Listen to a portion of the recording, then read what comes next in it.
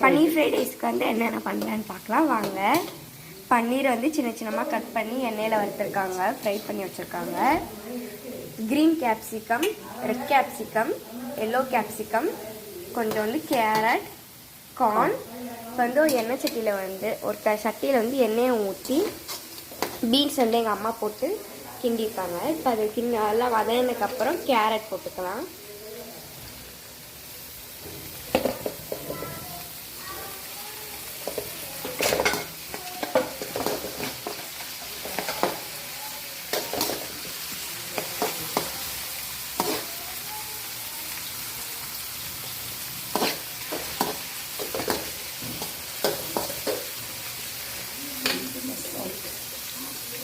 Salt கொஞ்சம் போட்டுக்கலாம்.